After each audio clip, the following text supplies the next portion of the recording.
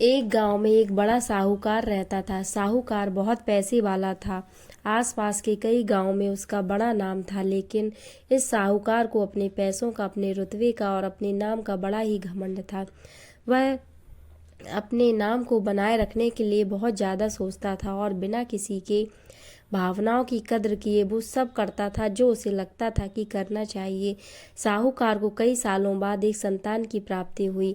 साहूकार ने अपनी इस खुशी को मनाने के लिए अपने घर पर एक बहुत बड़ा कार्यक्रम रखा, जिसमें उसने आसपास के गांव के सभी श्रीमंत लोगों को और सिर्फ ऐसे रिश्तेदार को बुलाया जो बहुत पैसे वाले थे।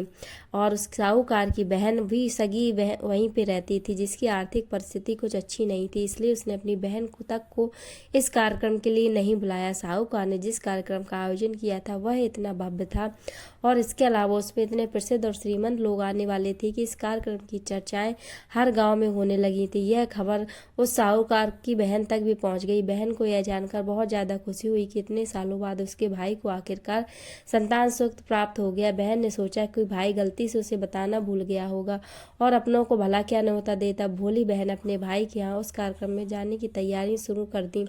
जिस दिन वह कार्यक्रम था उस दिन बहन सुबह सुबह ही अपने भाई के घर जाने के लिए निकल पड़ी।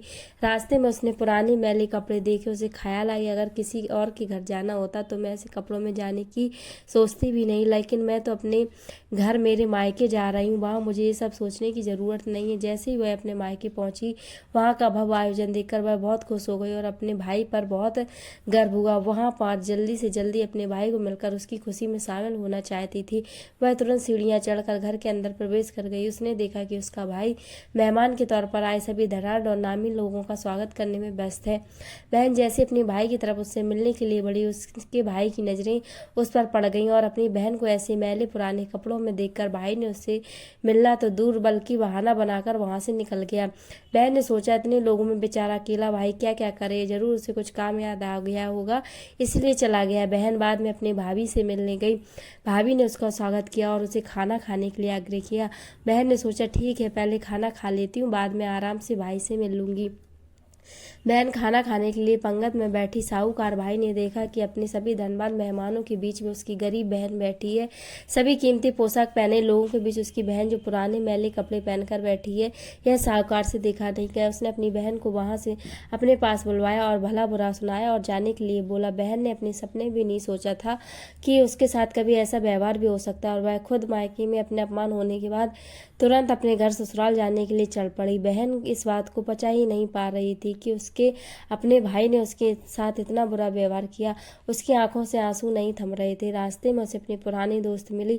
उस दोस्त ने उसे रोने का कारण पूछा। हालांकि बहन उसे कुछ भी नहीं बताना चाहती थी, लेकिन दोस्त के बार बार पूछने पर उसके साथ हुई सारी घटना उसने बता दी। उसकी दोस्त एक समझदार महिला थी और काफी प्रैक्टिकल सोचने वाली थी। उसने कहा, अगर तुम मेरी बात मानो तो एक दिन तुम्हारा भाई खुद तुम्हें अपने यहाँ बुलाएगा और तुमसे माफी मांगेगा। बहन ने कहा, तुम्हारी हर बात मानूंगी, बताओ क्या करना है। दोस्त ने कहा कि तुम इस अपमान को, इस दुख को एक दिशा दे दो और कोई गृह उद्योग शुरू कर दो। उसमें इतनी मेहनत करो कि उस काम में तुमसे अच्छा कोई भी ना हो।